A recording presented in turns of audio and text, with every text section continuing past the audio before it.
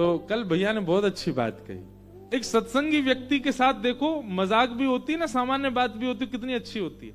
तो वो बोले महाराज जी जैसे ठाकुर जी माखन चोरी करने गोपियों के यहां जाते थे तो 5 ग्वाला नीचे, फिर उनके ऊपर 4 ग्वाला, फिर 3 ग्वाला, फिर 2 ग्वाला और सबसे ऊपर ठाकुर जी, और ठाकुर जी लग करके मक्खन मटकी तोड़ते। मैंने कहा जी, बोले महाराज जी आपकी भक्ति पथ यात्रा में बहुत सारे ग्वालाओं ने संघर्ष किया, ये 10 लाख 1 मिलियन मटकी रूपी फोड़ने के लिए बहुत ग्वालाओं ने नीचे से आपको ऊपर तक पहुंचाया, परंतु ठाकुर जी जिन 2 ग्वालाओं के ऊपर कंधा रख के खड़े होते हैं वो विशेष हैं, क्योंकि ठाकुर जी को मूल सहारा वही दे रहे हैं। बोले सहारा तो बहुतों ने दिया, पर इसका मूल अंश हम काशी वासियों को प्राप्त हो गया, क्योंकि वो 1 मिलियन का जो टारगेट है वो यहीं पूरा हुआ। हमने सारी जगह दर्शन कर लिए, विश्वनाथ जी आरती कर ली, गंगा आरती कर ली, जैसे ही नाव में बैठे, नाव बीच में तभी 1 मिलियन हुए गंगा जी के बीच में, और सब लोग इतने आनंद में आ गए। फिर उसके बाद आकर के अपने घर में कुछ नियम आदि किए, नियम आदि करके फिर रात्रि में मन हुआ कि चलो थोड़ा काशी भ्रमण करें। रात में 10:30-11 बजे हम तो आए थे विश्वनाथ जी के पास कुछ खाने पीने, यहाँ पे अब क्या खा पी रहे थे वो तो नहीं बताएंगे, पर कुछ ऊधम कर रहे थे विश्वनाथ जी के कॉरिडोर के सामने। पता नहीं कहां से, ये भी एक आश्चर्य, हम लोग तो बैठ गए थे गाड़ी में 11:15 बजे थे उस समय रात्रि के, और जैसे ही निकलने लगे हम लोग अपने कक्ष की ओर, निवास की ओर, एक व्यक्ति त्रिपुंड लगाए महाराज सीधे हमारी गाड़ी के आगे स्कूटी खड़ी करी। अब सब लोग उसको रोके, कहां कहां क्या, बोले नहीं नहीं गाड़ी के आगे इसीलिए, बोले स्कूटी तो हटाओ, बोले इसीलिए लगाइए कि कहीं भाग ना जाओ, हमारी बात सुनो। तुम कांच खोला, मैंने कहिए भगवान, बोले अभी इसी वक्त संकट मोचन हनुमान मंदिर जी जाइए, रात में 12 बजे वहां पर हनुमान जी की शयन आरती होती है, 4 मिनट की आरती होती है, विलंब करेंगे तो आपको दर्शन नहीं मिलेगा, आप तुरंत दौड़ करके जाओ। और हम थोड़ी देर पहले ही सबसे कह रहे थे कि हनुमान जी का कल कथा के बाद दर्शन करेंगे, सब बोले 3 बजे तक महाराज जी बंद रहता है, 4 बजे की आपकी फ्लाइट है, कैसे करोगे। तो रात में अब वो कहां से व्यक्ति आए और कहां से आके स्कूटी आ गई खड़ी करी, और आके बोले कांच खोलो, अभी जाओ संकट मोचन मंदिर और जाके दर्शन करो, हनुमान जी की शयन आरती हो रही है। आहा, वो दर्शन आप सब काशीवासी तो करते ही हैं, हमको जो सुख मिला ना, जैसे ही आए आधे लोग इस तरफ खड़े, आधे लोग इस तरफ खड़े, बीच में हनुमान जी राम जी को निहार रहे हैं। उस समय हनुमान जी को मैं देख रहा था तो हमारे स्वामी श्री हरिदास जी महाराज की एक पद मेरे को याद आ रहा था कि हनुमान जी राम जी को ऐसे देख रहे हैं, तो उस समय स्वामी जी एक पद गाते हैं, हमारे स्वामी श्री हरिदास जी महाराज, ऐसे ही देखत रहूं तो मैं जन्म सफल कर मानूं। मानो ऐसे निहार रहे हैं राम जी को कि इनको निहारता ही रहूं, यही मेरा सर्वस्व, और कोई बीच में विघ्न नहीं बन रहा है, सब दर्शनार्थी इतर होकर के खड़े हैं, हनुमान जी राम जी का दर्शन कर रहे हैं, राम जी हनुमान जी को देख रहे हैं। कैसा परस्पर प्रेम वहां प्रकट हो रहा था, उन दोनों के प्रेम के संचार के कारण वहां जितने लोग खड़े थे सब में प्रेम उमड़ रहा था। और देखते ही देखते फिर आरती हुई हनुमान जी की, आरती के पश्चात फिर विश्राम हुआ। लगा मानो कि अब समस्त काशी के देवी देवताओं ने अब हमको विदाई दी है अच्छे से, बोले अब जाओ, अब सब जगह तुम मिल लिए, सब जगह तुम्हारा प्रणाम हो गया, वंदन हो गया, निवेदन हो गया। और हनुमान जी महाराज जी बोले लाला अब तेरी सेवा पूर्ण है गई, अब कल बस अपने थोड़े प्रवचन करके प्रस्थान करो, फिर जल्दी आना। एक व्यवस्थित जो दर्शन की विधा होती है, कल काशी में हमको वो प्राप्त हुई, बहुत आनंद हुआ। तो ये सब कृपा है ठाकुर जी की, अनुग्रह करते हैं। अच्छा, ये भी बात है कि सत्संग आपके जीवन में होता है तभी आपको घटने वाली घटनाओं पर विचार बनता है, नहीं तो कई लोगों के साथ में ऐसे ऐसे भाव होते होंगे पर उनके अंदर विचार ही नहीं आते। हमको ये लग रहा है कि वो व्यक्ति कहां से अचानक टपक गए, क्यों बीच में आके उनने सिक्योरिटी लगाई, क्यों आके हमको उसी समय क्यों बोले कि जाओ दौड़ो पहुंचो। हम लोग 11:15 ही क्यों निकल रहे थे, 12 बजे भी निकल सकते थे, पर ये सब योजना थी। हनुमान जी कल पहले से ही बंदर भेज करके बता रहे थे, बोले तू आयो नहीं है मेरे पास, और रात्रि में बुलाए, बुला करके खूब प्रेम से सहर्ष दर्शन किया। तो कल काशी का जो दर्शन की विधा और सब था वो सब विश्राम हुआ, आनंद से सब कुछ संपन्न हुआ।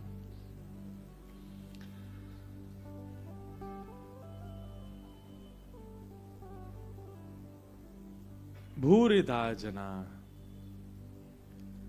कथा वक्ता सबसे बड़े दानी हैं, गोपियां कहती हैं। गोपियों ने भगवान की गोपी गीत के कल गोपी गीत भी सुनाया हमने महादेव को जाकर के, और ऐसा गोपी गीत सुनाया जैसा गोपी गीत सुनाना चाहिए। 2 पंक्ति गा रहे हैं, फिर दौड़ के जा रहे हैं, फिर महादेव को प्रणाम करके आ रहे हैं, फिर आ रहे हैं, फिर बैठ के फिर गा रहे हैं, फिर जो लोग बैठ के कर रहे थे वो भागे हैं दर्शन करने। मतलब जैसे गोपी गीत एक व्यक्ति, जैसे वो होता है ना पारायण करते हैं, बोले मेरा यहां तक हो गया, इससे आगे तुम करो। अब सब दर्शनार्थी हम लोग, कभी कोई जाके दर्शन करके आवे, फिर वो आगे पाठ करे, फिर दूसरे जाके दर्शन करके आवे, ऐसे करके कल गोपी गीत का पाठ। गोपी गीत के मध्य में महादेव बुला रहे थे, आओ हमें प्रणाम करो, हमारा अभिषेक करो। कितना आनंद हो रहा था। अभी सब सत्संगी व्यक्ति ही अनुभव कर सकता है, गैर सत्संगी व्यक्ति को इन सब चीजों से कोई फर्क नहीं पड़ता, बोले उसके लिए तो सामान्य है सब बातें, पर ये आनंद का भाव है। तो महादेव ने बहुत कुछ दिया हमें इस उत्सव में, इस वर्ष के प्रारंभ में। इसके लिए महादेव को और आप सभी काशी वासियों को बहुत बहुत धन्यवाद, बहुत बहुत प्रणाम, बहुत बहुत वंदन करते हैं। हमें जितना सुख काशी में मिला, हम प्रार्थना करेंगे आप सब काशी वासियों को भी ब्रज में खूब सुख मिले, इससे भी ज्यादा मिले। आप सब लोग जब ब्रज आओ तो हम अकेले तो आपकी इतनों की सेवा नहीं कर पाएंगे, पर हमारे जैसे हजारों ठाकुर जी आपके लिए भेज दें, आप सबको कोई पीड़ा नहीं हो, खूब आनंद जैसे हमको हुआ वैसे आप सबको भी ब्रज में आकर के हो। गोपियों ने गोपी गीत गाया। हमारी कथा आज कैसी हो रही है कि हम एक बार तो अपने मन का भाव कहते हैं, फिर कुछ थोड़ी सी कथा कह देते हैं, और कथा विश्राम करने का हमारा बिल्कुल मन नहीं कर रहा है। हमको लग रहा है हम यही कथा अधूरी छोड़ जाएं ताकि पूरी करने फिर आना पड़े।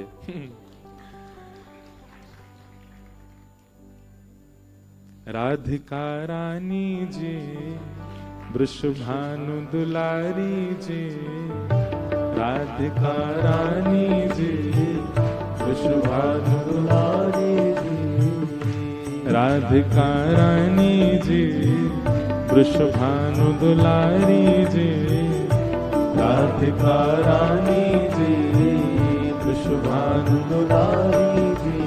ओ सुन लो अरज हमारी हमारी, रहूं ब्रज रज को पास, रहूं ब्रज रज को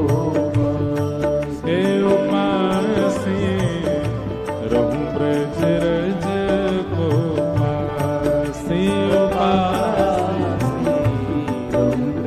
करताल बजा के गाओ भाव से। ओ राधिका रानी जी, वृषभानु दुलारी जी, राधिका रानी जी, वृषभानु दुलारी जी। ओ राधिका रानी जी, वृषभानु दुलारी जी, राधिका रानी जी, वृषभानु दुलारी जी। ओ सुन लो अरज हमारी हमारी, रहूं ब्रज रज को पास, रहूं ब्रज रज को पास, रहूं ब्रज रज को पास, रहूं ब्रज रज। ये पद हमारे गिरधर लाल जी ने लिखा है, लिखवाया है। वृंदावन जाने वाले को 3 नियमों का पालन करना चाहिए। वो तीनों नियम इस पद में है, ध्यान पूर्वक सुनिएगा। मंगला उठ यमुना जी जाऊं, मंगला उठ यमुना जी जाऊं, हे मंगला उठ यमुना जी जाऊं, मंगला उठ यमुना जी जाऊं। प्यारे राधा वल्लभ के दर्शन पाऊं, राधा वल्लभ के दर्शन पाऊं, ओ प्यारे राधा वल्लभ के दर्शन पाऊं, प्यारे राधा वल्लभ के दर्शन पाऊं। तीरथ सुत प्यारी जी बरसाने वारी जी, कीरत सुख प्यारी जी बरसाने वारी जी। ओ सुन लो अर्ज हमारी हमारी, रहूं ब्रज रज को पास, पास ब्रज रज को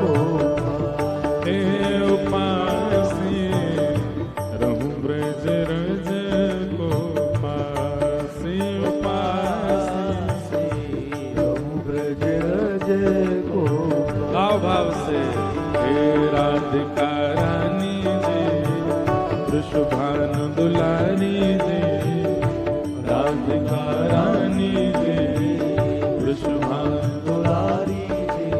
ओ सुन लो अर्ज हमारी हमारी, रहूं ब्रज रज को पास, पास रहूं ब्रज रज को पास, हे उपासी रहूं ब्रज रज को पास, उपासी रहूं ब्रज। बोल वृषभानु दुलारी की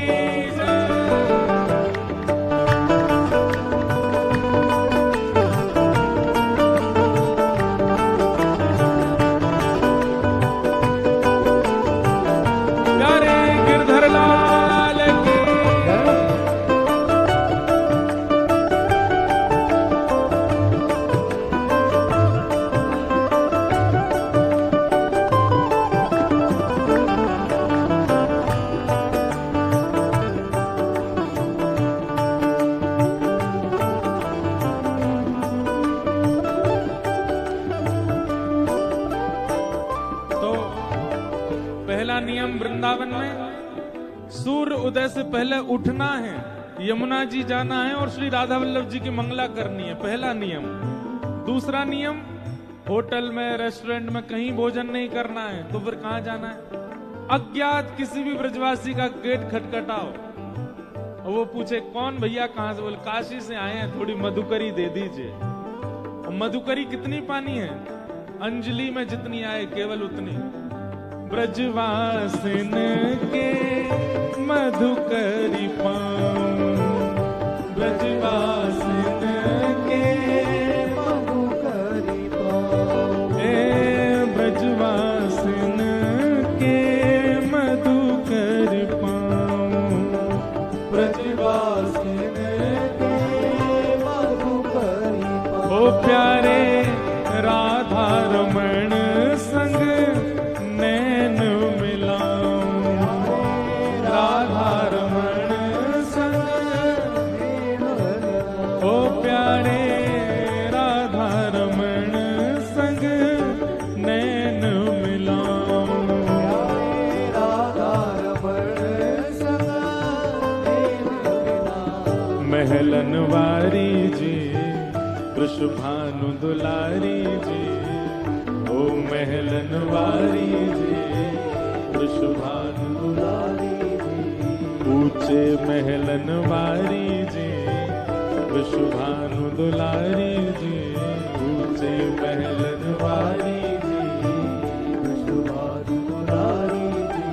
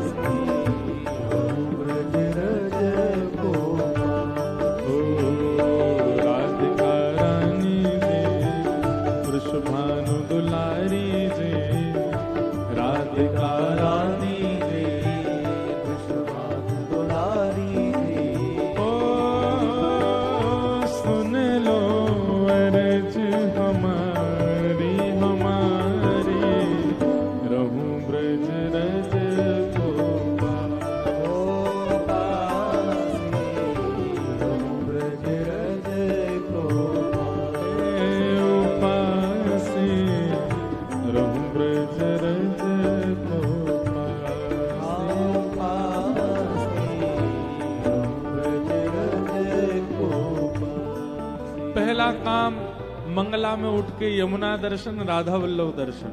दूसरा काम मधुकरी ब्रजवासियों के घर की और श्री राधा रमण दर्शन। और तीसरा काम या तो ब्रजमंडल में सोहनी करो या फिर रसिक जनों के आश्रम में जाके उनके आश्रम की थोड़ी सेवा करो। एक दिन के लिए गए तो एक दिन सेवा करो किसी भी आश्रम में जाके। रसिक जनन की सेवा पाऊं, रसिक जनन की सेवा ओ रसिक जनन की सेवा पाऊं, रसिक जनन की सेवा प्यारे कुंज बिहारी के दर्शन पाऊं, प्यारे कुंज बिहारी के दर्शन पाऊं, ओ प्यारे कुंज बिहारी के दर्शन पाऊं। प्यारे कुंज बिहारी के दर्शन पाऊं। अति सुकुमारी जी ओ भोली भारी जी, अति सुकुमारी जी हाँ भोली भारी जी। ओ सुन लो अर्ज हमारी रहूं ब्रज रज को पासे पासे, रहूं ब्रज रज को ए उपासे, रहूं ब्रज रज को पासे पासे, रहूं ब्रज रज को आओ हे राधिका रानी जी, वृषभानु दुलारी जी, राधिका रानी जी, वृषभानु दुलारी जी। ओ सुन लो अरज हमारी रहूं ब्रज रज को पास ओ पासे, रहूं ब्रज रज को आऊं पासे, रहूं ब्रज रज को पासे पासे, रज को ए उपासे, रहूं ब्रज रज को पासे। ओ पासे, रज को वृंदावन चंद भजो राधे गोविंदा, वृंदावन चंद भजो राधे गोविंदा। श्री राधा रमण लाल भजो राधे गोविंदा।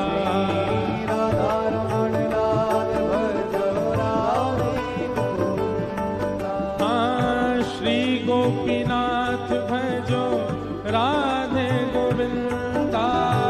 श्री गोपीनाथ भजो राधे गोविंदा। मदन मोहन लाल भजो राधे गोविंदा। मदन मोहन लाल भजो राधे गोविंदा। जय राधे राधे राधे राधे राधे गोविंदा। राधे राधे राधे राधे राधे गोविंदा। जय राधे राधे राधे राधे राधे गोविंदा। राधे राधे राधे राधे राधे गोविंदा। भजो राधे गोविंद, भजो राधे गोविंदा। राधे गोविंद भजो राधे गोविंदा। भजो राधे गोविंद, भजो राधे गोविंदा। राधे गोविंद भजो राधे गोविंदा। हे भजो राधे राधे राधे राधे राधे गोविंदा।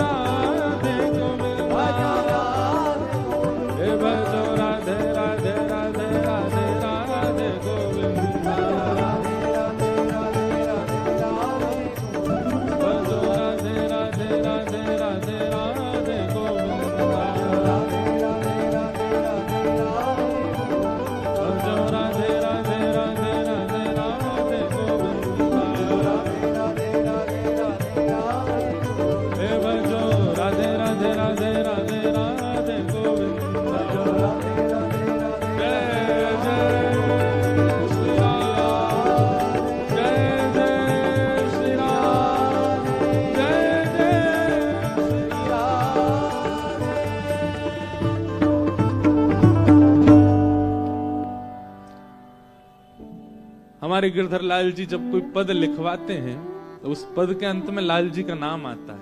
अंतिम पंक्ति क्या है इस पद की? गोवर्धन पर्वत पे राजो, गोवर्धन पर्वत पर राजो। हमने मंगला की राधा वल्लभ दर्शन किए, मधुकरी पाई राधा रमण दर्शन किए, रसिकन की सेवा करी राधा श्री कुंज बिहारी लाल के दर्शन किए। हे श्यामाजू, अब हमारी अंतिम इच्छा है, और ये सबकी तो नहीं पर मैंने अपनी बताई है। गोवर्धन पर्वत पे राजो, गोवर्धन पर्वत पर राजो। लिख लीजिएगा एक बात मैं कहता हूं कथा में, अगर ब्रज के उपासक हैं और अगर श्याम सुंदर किशोरी जी आपसे मिलना चाहेंगे तो दो ही स्थान हैं जहां मिलेंगे, या तो यमुना जी के तट पर या गिरिराज जी की तलेटी में। ये दो ही तट हैं, यहीं मिलेंगे ठाकुर जी। तो कहां मिले?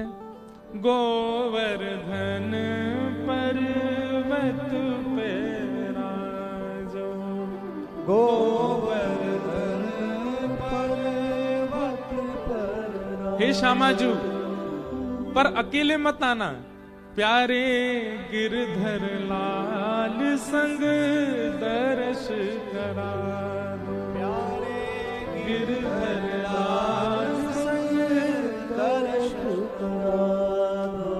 विनती हमारी जी, अर्ज तुम्हारी जी, ओ विनती हमारी जी, अर्ज तुम्हारी, हाँ विनती हमारी जी, हो मर्जी तुम्हारी जी, हाँ विनती हमारी जी, मर्जी तुम्हारी। ओ सुन लो अर्ज हमारी, हमारी रहूं ब्रज रज को पास, पास से रहूं ब्रज रज को पास। लोग कहते हैं कि सुंदर भाव सुंदर स्थानों में ही प्रकट होते हैं। ये पद पता कहां लिखा था हमने? गोवा में। कहां लिखा था? समुद्र के तट पे। ये सब हमारे गंधर्व जन भी संग विराज रहे थे समुद्र के तट पे गोवा में।